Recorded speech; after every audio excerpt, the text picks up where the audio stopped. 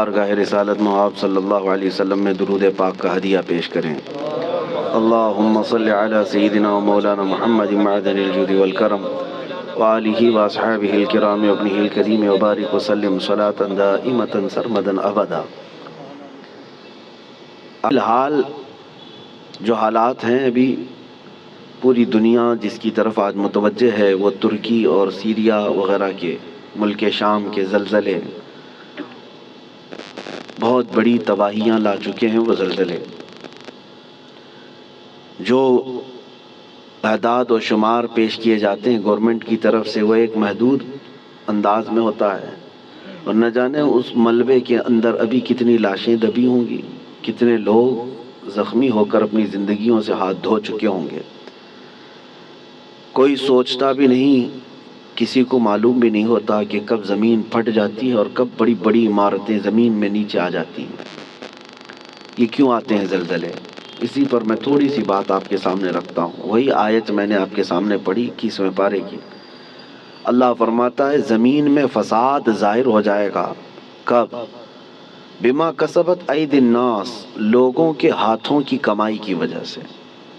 اور کیوں زلزلے دیتا ہے رب تعالیٰ؟ لیذیقہم بعض الذی عملوا، اللہ فرماتا تاکہ وہ جو کچھ کر چکے ان کو کچھ چکھا دوں۔ اللہ تعالیٰ فرماتا لیذیقہم، تاکہ ان کو چکھایا جائے جو کچھ بھی وہ کر رہے تھے۔ محدثین بھی اسی بات پر اتفاق کرتے ہیں۔ میرے آقا صلی اللہ تعالیٰ علیہ وسلم نے بھی ارشاد فرمایا زمین میں زلزلوں کا آنا، طوفان کا آنا، سیلاب کا آنا، یہ اللہ کے عذاب کی نشانیاں ہیں۔ اللہ تبارک و تعالیٰ کے بڑے عذابات میں سے ایک آیت تو آپ مشہور سنتے ہوں گے، اذا زلزلت الارض زلزالہا، پوری سورہ ہے زلزال۔ زلزلہ کس کو کہتے ہیں؟ جھٹکے۔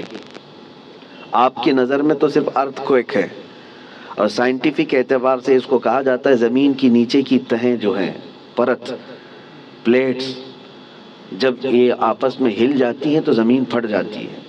اندر لاوا ہوتا ہے زمین کے اندر، وہ ابل رہا ہوتا ہے، اور یہ پلیٹ جو ہے ڈس بیلنس ہوتی ہیں تو زمین کے اندر دراڑ آ جاتی ہے۔ سائنٹیفک اعتبار سے ان کی تحقیقات ہیں۔ ہزار سائنس جو ہے ترقی کر چکا ہو، لیکن یہ بھوکمپ، ارتھ کوئک، ان سب کے آنے سے پہلے وہ کبھی خبر نہیں دے پاتے۔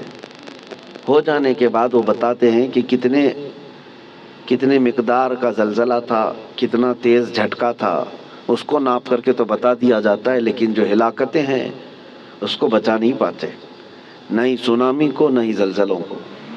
قرآن میں جس زلزلے کا ذکر ہے اذا زلزلت الارض زلزالہا، یہ آیت سن کر کے ہمارے امام اعظم ابو حنیفہ رحمۃ اللہ علیہ مغرب کی نماز سے لے کر کے جو روتے رہے تو رات گزر چکی تھی، پوری رات ان کی داڑھی سے آنسوؤں کے قطرے ٹپکتے تھے، مصلی بھیگ جاتا تھا اس ایک آیت کو سننے کے بعد کہ اللہ کیا فرماتا ہے اس میں، جب زمین ہلا دی جائے گی، اذا زلزلت الارض زلزالہا واخرجت الارض اثقالہا، اور زمین اپنے اندر بوجھل چیزوں کو باہر نکال دے گی، سب نکل جائے گا۔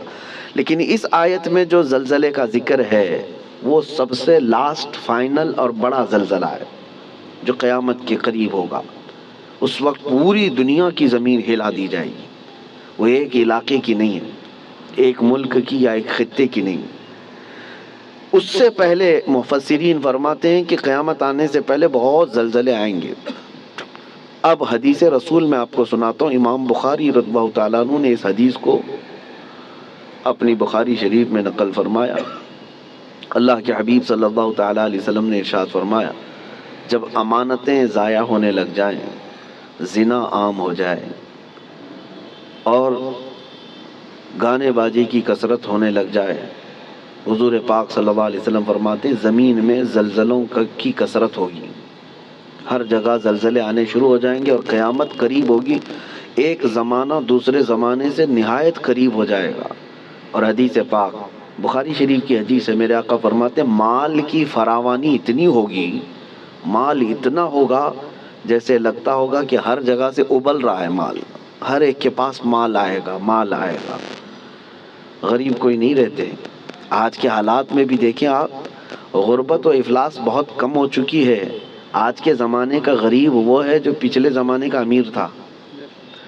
آج کا جو غریب ہے اس کو غریب کس کو کہتے ہیں؟ بھائی اس کے پاس کار نہیں ہے، اس کے پاس بائک نہیں ہے، غریب ہے، اس کو آج غریب سمجھا جاتا ہے۔ کھاتا پیتا ہے، پہنتا ہے، گھر بھی ہے، سب ہے۔ غربت اس طرح کی نہیں رہے گی، مال کی فراوانی ہوگی، یہاں تک کہ حضور پاک صلی اللہ علیہ وسلم فرماتے ہیں دریائے فرات سے سونے کا پہاڑ ظاہر ہوگا، اگر تم زندہ رہے تو اس میں سے ایک پائی بھی لینے کی کوشش مت کرنا، حضور نے فرمایا، اس لیے کہ اس کے حصول کے لیے لوگ ایسے لڑیں گے کہ 100 لوگ اگر اس مال کو، سونے کو لینے جائیں گے، 99 قتل ہو جائیں گے، ایک بچے گا، مر جائیں گے سب۔ اور اسی حدیث پاک میں جو میں نے کہا زلزلے والی، اسی میں اللہ کے حبیب صلی اللہ علیہ وسلم نے فرمایا حرج بڑھ جائے گا، حرج بڑھ جائے گا۔ تو صحابہ نے پوچھا کہ حرج کیا ہے میرے آقا؟ حضور پاک صلی اللہ علیہ وسلم فرماتے ہیں ایک دوسرے کا قتل کثرت سے ہوگا۔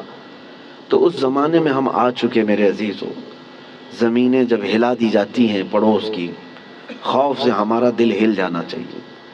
حضرت عمر ابن عبدالعزیز رضی اللہ تعالیٰ عنہ 5ویں خلیفہ راشد ہیں، ان کے زمانے میں کسی ملک میں زلزلہ آیا، زمین ہل گئی، تو وہاں کے جو گورنر تھے، وہاں کے جو ذمہ دار تھے، حاکم تھے، ان کے نام پر حضرت عمر ابن عبدالعزیز نے فوراً خط جاری کیا کہ جیسے ہی زلزلہ آیا، حالانکہ وہ زمانہ عمر ابن عبدالعزیز کا تھا، عدل و انصاف کا زمانہ، ان کے زمانے میں جس جگہ پر زلزلہ آیا تھا اس جگہ انہوں نے اتنا ٹائٹ کر دیا، کورونا میں جیسے کوارنٹائن وغیرہ کے معاملات تھے، ایسے حضرت عمر ابن عبدالعزیز نے سارے لوگوں کو ٹائٹ کر دیا، کہا اس پورے خطے کے لوگ کثرت سے استغفار کریں، سب استغفار میں مشغول ہو جائیں، کوئی ایک بندہ بھی نہ رہے۔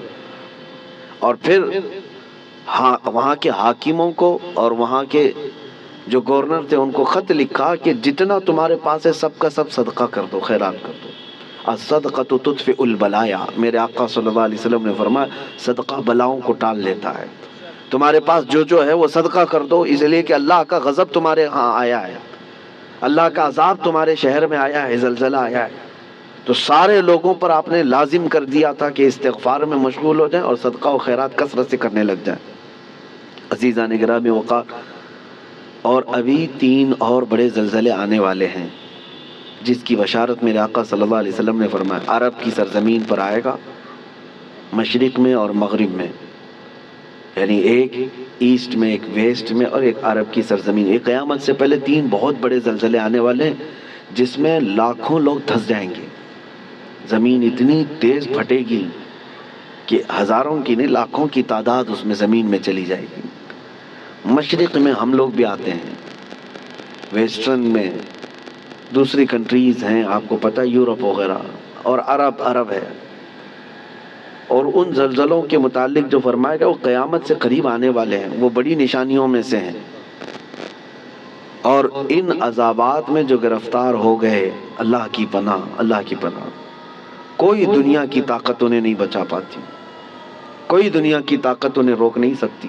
اسی لیے آج میں یہ میسج دینا چاہ رہا تھا کہ کثرت سے استغفار میں لگ جائیں، جتنا زیادہ ہو سکے، صرف اپنے لیے نہیں، اپنے بھائیوں کے لیے۔ سورہ انفال 9ویں پارے میں اللہ تعالیٰ فرماتا ہے وَمَا كَانَ اللَّهُ لِيُعَذِّبَهُمْ وَأَنْتَ فِيهِمْ وَمَا كَانَ اللَّهُ مُعَذِّبَهُمْ وَهُمْ يَسْتَغْفِرُونَ۔ آیت ہے، اللہ فرماتا ہے اللہ اس قوم کو عذاب نہیں دے گا اس لیے کہ اے محبوب آپ ان کے بیچ میں ہیں۔ ایک ذریعہ یہ ہے۔ دوسری بات اللہ تعالیٰ قرآن میں فرماتا وَمَا كَانَ اللَّهُ مُعَذِّبَهُمْ وَهُمْ يَسْتَغْفِرُونَ، اور اللہ ان کو اس وقت تک عذاب نہیں دے گا جب تک یہ استغفار کرتے رہیں گے، جب تک یہ استغفار کرتے رہیں گے۔ استغفار کیا ہے؟ استغفر اللہ ربی من کل ذنب واتوب الیہ، استغفر اللہ ربی من کل ذنب واتوب الیہ، استغفر اللہ ربی من کل ذنب واتوب الیہ۔ میرے عزیزو، کثرت سے استغفار کرو۔ اور اسی کو میں نے بہت پہلے کورونا کی جب ابتدائی حالات تھے اس وقت میں نے ایک اپنے چھوٹے سے میسج میں بیان میں نشر کیا تھا کہ اللہ کے حبیب صلی اللہ تعالیٰ علیہ وسلم نے ارشاد فرمایا کہ یہ عذاب الہی کی نشانیاں ہیں، استغفار کرو، اور جب تک استغفار کرتے رہو گے اللہ اس عذاب میں مبتلا نہیں کرے گا۔ آج کہیں کسی پڑوس کے گھر پر آگ لگی ہو تو اس کی چنگاریاں تمہارے گھر کو بھی جلا سکتی ہیں، یہ مت سمجھنا کہ ترکی ہل گیا، ملک شام ہل گیا، یہ تو ہم بہت دور بیٹھے ہیں، زمین تو سب کی جڑی ہوئی ہے، زمین ایک ہی ہے، اور ان زلزلوں کے ساتھ اللہ تعالیٰ پوری دنیا کو یہ عبرت دینا چاہتا ہے۔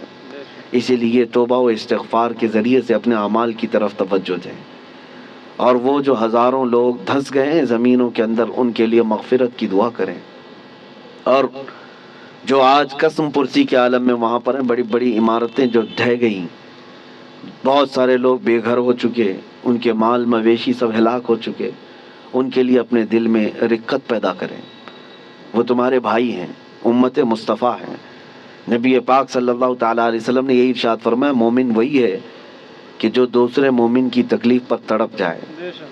مثل المؤمن کمثل جسد اذا اشتكى عضو تداعى له سائر الجسد بالسهر والحمى۔ ایک مومن کی مثال میرے آقا فرماتے ہیں سارے جسم کی طرح ہے، ایک عضو کو بھی تکلیف ہوگی تو پورے جسم میں بخار آ جائے گا۔ آج ترکی اور سیریا ملک شام کے غم میں ہم شامل ہیں، آج ہمیں ان کے لیے استغفار بھی کرنی ہے، ہمیں ان کے لیے دعائیں مغفرت بھی کرنی ہے، ان کے لیے رحم کی بھیک اللہ کی بارگاہ میں مانگنی ہے۔ میرے عزیزو، تنہائی میں اللہ تعالیٰ کی بارگاہ میں روتے گڑ گڑاتے مانگے، یقین جانو کہ آج اپنے بھائیوں کے لیے دعا کرو گے تو کل تمہیں کوئی مصیبت آئے تو ساری دنیا تمہارے لیے بھی دعا کرے گی، اور اللہ تعالیٰ دوسرے مومنین کے دلوں میں تمہارے لیے رقت پیدا کرے گا، تمہارے لیے رحم پیدا کرے گا۔ ان غریبوں کے لیے، ان قسم پرسی کے عالم میں موجود لوگوں کے لیے دعا کریں۔ میں آج کی اس محفل میں بس اتنا ہی کہنا چاہتا تھا، اور آیت کریمہ پھر ریپیٹ کرتا ہوں۔ اللہ فرماتا ہے ظہر الفساد فی البر والبحر، فساد ظاہر ہو گیا خشکیوں میں اور سمندروں میں، بما کسبت ایدی الناس، وجہ کیا ہے؟ اس لیے کہ لوگوں کے ہاتھوں کی کمائی ہے، ان کے اپنے برے اعمال ہیں، ان کے گناہ ہیں، ان کے شامت اعمال ہے۔ لیذیقہم بعض الذی عملوا، اور اللہ فرماتا ہے یہ کیوں ان کے اوپر عذابات آئے؟ تاکہ ان کو چکھایا جائے جو کچھ یہ کرتے تھے، اور ان کو چکھانے کے بعد مقصد کیا ہے؟ اللہ فرماتا ہے لعلہم یرجعون، تاکہ وہ دوبارہ لوٹ آئیں، تاکہ وہ اپنی پرانی حالتوں سے توبہ کر کے اچھی حالتوں کی طرف باز آ جائیں۔ اللہ کریم ہم سب کو کہنے سننے سے زیادہ عمل کی توفیق عطا فرمائے۔